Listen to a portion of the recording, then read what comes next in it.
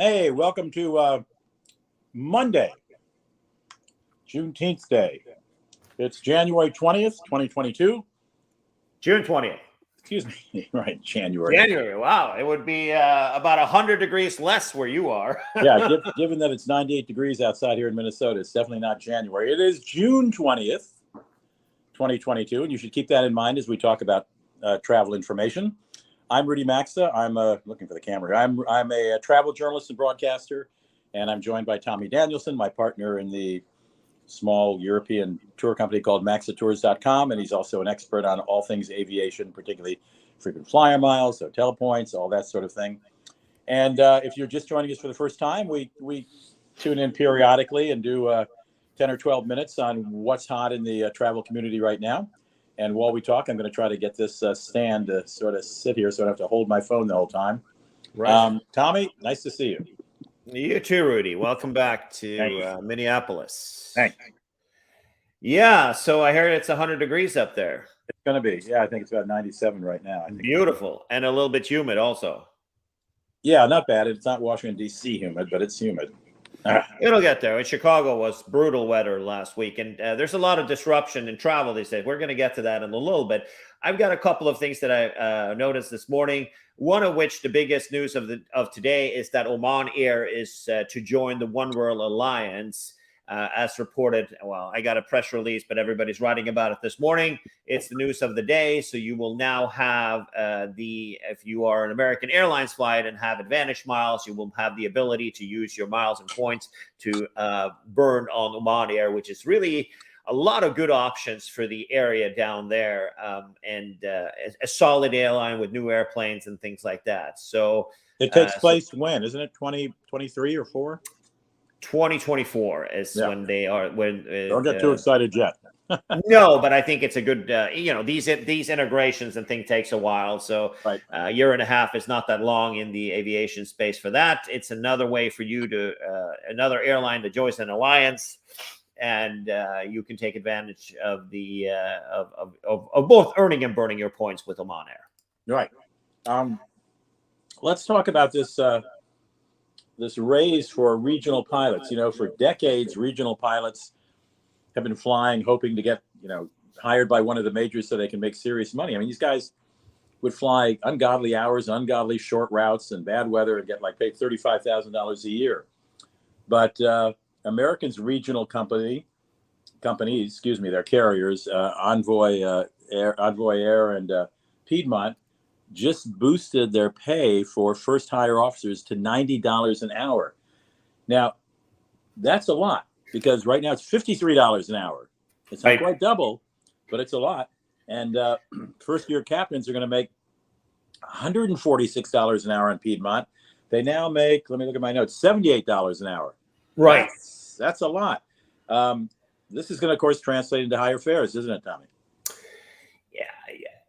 I think that the American airlines, the North American airlines, and the ones we have here in the U.S. has it's always been a union racket shop thing going on here, which has always taken care of their most senior members first and foremost, the ones that have been around for years. So there's a massive imbalance of people doing the same job. Right. And not really doing the same job, because the more seniority you get, the less the less ungodly it gets. You have a few flights a month, 3 round trips to, say, Tokyo, or 3 round trips to London, and that's what you have. That's what you fly in a month. So it's, in reality, it's very imbalanced. And I honestly think that the union should have cleaned this up themselves, and obviously that's not happening. And now, the airlines themselves have painted themselves in a corner. And we talked about this before, and it's obviously apparent that the Trump administration gave the airlines a ton of money, over $60 billion in COVID help, with no strings attached. And the airlines, they took advantage of that. In addition to that, instead of keeping the pilots and their employees, the pilots on salary, they offered packages to get them to retire early. Well, what has happened now is that we don't have enough pilots to operate in the market. And, these guys have such good retirements. And I mean, if I was making $250K by, scratching my butt all day, I wouldn't go back to work. That's for damn sure. Not right now when everything is so messy out there. Well, you should point out that's a big factor in why there's so many flight cancellations, almost 1,000 yesterday in the United States, because they don't have enough people to fly the planes and to staff them in some cases. Right. And the airlines, this is good old capitalism greed. It's just the corporations controlling the government and controlling, holding people hostage in the situation that we are right now. It happens all the time. It happens. It's not just an American thing. It's also happening in Europe right now, which we're going to get to later in the broadcast. But at the end of the day, I feel like it is, the industry itself is very protected in the U.S., right? So you cannot, a foreigner with a ton of money can't come here and start an airline. Right. And, they also, or start flying with an existing airline. That's not possible. There are rules and regulations here more so than anywhere else where you have to, ownership requirements and things like that. So, and we have, 4 monsters of airlines here in the U.S., right? And that's the reality. And that's, a recipe for making billions of dollars, but it's also a recipe for failure when massive failures and also not good for consumers. And so I do feel like it's a great thing that these younger pilots that are banking on a career to come in are making more money. I do too. So you have the top of Delta pilots that make $400,000 a year plus a ton of benefits, and then for not working very much compared to these young guys. And then you have the other spectrum of people making 30, 40,000, or even less than that. The base salaries on some of these places like 28. Yeah. And that's now changing, which is great. I think that there should be a shorter spread. Right. Than the spread is just insane. And there's no other industry in this world where you have a big amount of people making 28,000, a big amount of people, or not a big amount, but a fair amount of people making between $300,000 and $400,000. That's not a good way to. And it's all because of the way that the unions and contracts have worked. And, in Europe, they're trying to bust this open because it's not the reality. A plane ticket today, even with the fuel prices we have, right now there's pent up demand because everybody's traveling. But we've seen in Europe now that's starting to change. Right. And we might be, because we're heading into a recession, that might also change on fares and things. We know fares are going to go down. And flying now is a hell of a lot. It's the same price as it was in 1993. Right. Yeah. So, no, I mean, I'm not talking about the situation we're in now for the last couple of months, but, when things stabilize, that's going to be the reality again. So I think that it's great. In conclusion, it's not sustainable for these businesses to pay out $400,000 or $500,000. And with the working hours we have allowed, and it's their own fault that they've gotten into this situation. So the only way to recruit people to come into this mess is to obviously offer them more money. And it seems to be working. So, but at the end of the day, it's like, pissing in your pants and wanting to heat it when you want to heat up. That piss is going to be cold very, very soon. And you have to deal with bills that are going to, like you said, raise fares. Yep. Okay. What else you got? So we have, speaking of, we have some offers out there people should take advantage of. Southwest is offering 10% off gift cards now that summer travel is really starting to heat up in price. Both on, if you're a member at Sam's Club or you're a member at Costco, they're offering both of Costco and Sam's Club. It's 10% off. You buy a $500 e-gift card, so it's delivered by email. And you save $50 on a $500 purchase, which is a great deal that they do every once in a while. Alaska did it for a while. Now it's Southwest's turn. They've come back with this offer that they've had before, which is, should take some of the pain off of domestic flying right now. Yeah, it drops to 10%. That's good. That's very good. Yep. And then I also saw, it's interesting to see that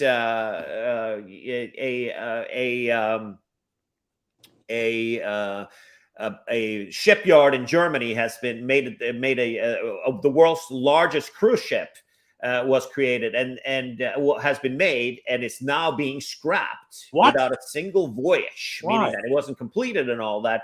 But it's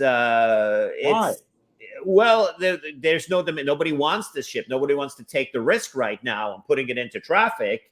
It was started, they obviously started this creating or making the ship before COVID. And now there's no cruise lines that wants to take the risk on this. Oh my What God. does that tell us? Why don't they just park it somewhere until demand comes back? That's I incredible. don't think it's completely done yet. I think they're still building it. Oh, so this may not be a photograph of the. No. It's not out to sea. This is what it's supposed to look like when it gets built. This is But it's unnamed. Nobody knows who it's supposed to be. To me, that looks like Norwegian Cruise Line, to be honest with you, but I might be wrong. Yeah, it's actually wrong. It has been unnamed, but it just shows that, right now there's a lot of demand for various things. And Melinda and I have been looking to take a cruise because we really enjoy doing that every once in a while. And for now, we have decided to scrap it because of the pricing of cruises. I mean, we were looking to go to do an Alaska cruise next year, and if to get when you go to Alaska, you want to have a balcony, right? So you can watch the nature and stuff. And it's $2,000 a person for a balcony, and that's usually what you pay for a suite. So a lot of people we know what they're doing, right? A lot of people are still sitting there with their credits, and they're using that up, and the sales trick is pretty good.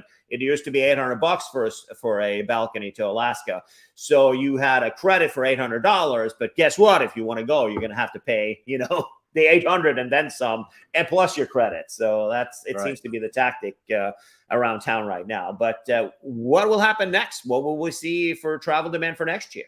I don't know, but I'm not drunk. I just want to hold this up. I don't like this angle on this thing. I'm sorry. I for some reason my Mac wouldn't start up my camera, and I looked at the instructions and it didn't follow. Blah blah blah. Anyway, here I am. I'm holding it. It's a little better, I think. All right. I wanted also to share a little bit of we're seeing also here the last week or so. It has to do with weather. It has to do with pilot shortage. It has to do with other staff shortages. It has to do with a lot of stuff.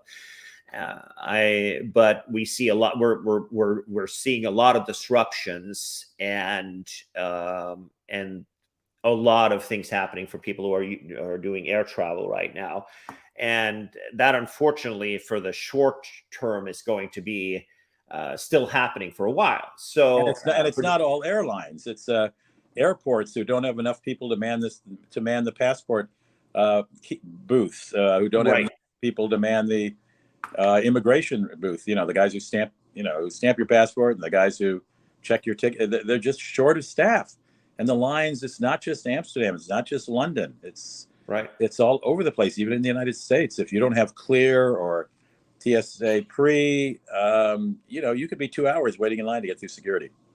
Right. But when it comes to canceled flights and stuff, let's look at it. So I found this, for some of you might know, I'm from Norway. So I read the largest newspaper in Norway actively. And I found that they've created a website now that has an overview of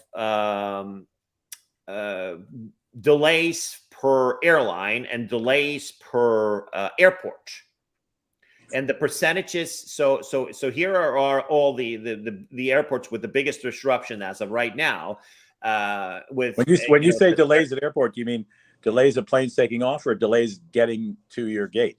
So here you go. So here is this here it says airport on time, delayed or canceled. So this in Brussels right now, 91% of the flights are canceled in Brussels right now. What?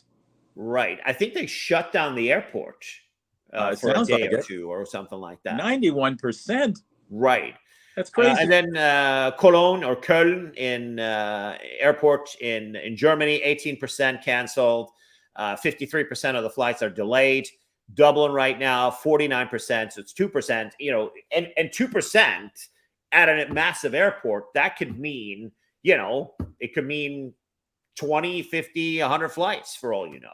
Yep. And we see also that Geneva, 15% of the flights have been canceled, 50% are delayed. Munich, 7%, and then 34%. Zaragoza in Spain, I didn't even know they had an airport, but there you have it. 75% of the flights are delayed. Is it all Europe or any North American cities on there? I saw North American. Here we go. Fort Lauderdale is relevant because it has flights going in. So right now, 2% of the flights are canceled out of Fort Lauderdale, and 30% of them are delayed. Because that's and New York, Newark is 4% canceled flight, 11% of them are delayed. So we're not seeing the massive disruption here as we see in most places. But at the end of the day, I mean, I think if you guys want to have I would take the word right here and just Google that, and then you will be able to get access to this and see what flights and what airports are doing their thing. I thought it was an informative thing that I found this morning, and I like the graphics that they've made. But I think that the gist of it is be patient out there, right? I think should we say that that's the conclusion we have? Yeah, put that thing back up there. I want to search for this while it's up there.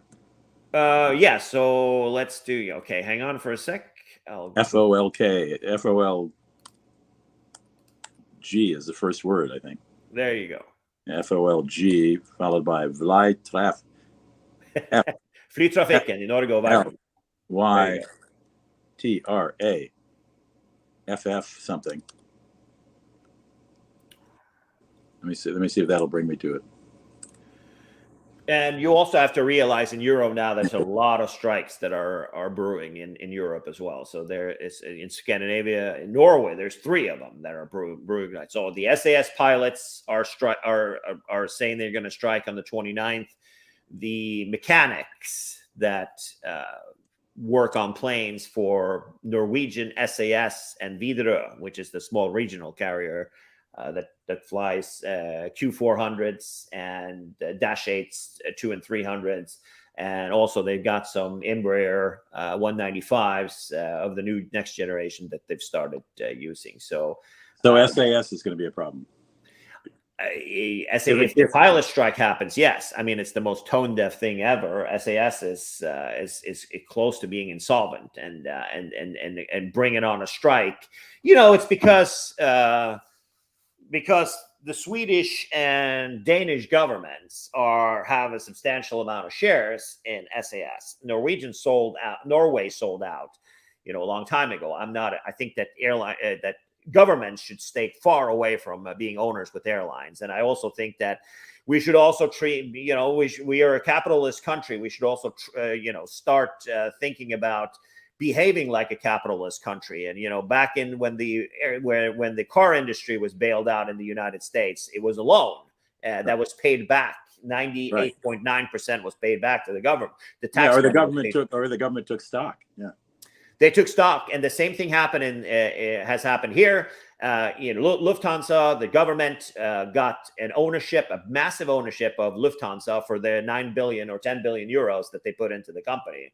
Right. And now there's, before the market crash, they already started divesting that money, selling those shares out in the public market. So here in the gold USA, $62 billion of tax money.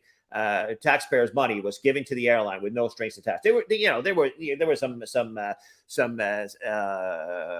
pay security thing where they kept people employed and stuff like that. But in reality, it's just crazy how European countries they get equity. And here we protect the sharedholders of the companies with taxpayer money, which is just ludicrous. Chris. Right. By the way, strikes are not rare in Northern Europe for sure. It's SAS's last strike. The pilots, again, 2019 was the strike. SAS lost $200 million or 2 billion Swedish kroner in the 2 weeks that the pilots strike the last time. It's a problem there, and now right now it's extremely tone deaf because of the situation, the grave situation these airlines are in. Well, the union may figure this is the time to squeeze them. They're going to have to give in or close down. By the way, if you type in the name of that chart, you don't get it on Google. Okay, I'm gonna just put just gonna put the link in the comments below. So if you're on YouTube, you should be able to see them there. I'll put it in. When I searched for it, I got the 20 best golf courses in Norway, though. There you go. That's cool. Okay, I texted it in the form here, so you can be able to just use that link there to figure it out. Okay. So yeah, I think that's what all I wanted to talk about this morning. All I got. Tomorrow we're going to talk a little bit about Pete Buttigieg and a couple of reaction to his, the true colors of he stood up to the travel industry, or to give airline CEOs a tongue lashing this weekend because of their, bad plan. Did they do this on purpose? The situation they're in, yeah, to an extent, I would say that, not all the way, but to an extent, waiting to hire people to save money. And and what the reaction from people, what people are saying about this. All right, we'll do that tomorrow. Don't give it away yet. We'll do that tomorrow. Yeah, I sent you the article, so please read it until tomorrow. I will. I think that there are some interesting things, and also in the comments here, which are perfect for Pride Month. But anyways, that's all I had. Okay, talk to you tomorrow, Tommy. Thank you. And keep in mind, if you've been watching this, we are doing this live June 20th at 2:40 in the afternoon Eastern time on June 20th, 2022. So that information should all be correct up to that moment. But as I say, almost every time we close out, could change at any moment. Take care. Take care. Bye-bye.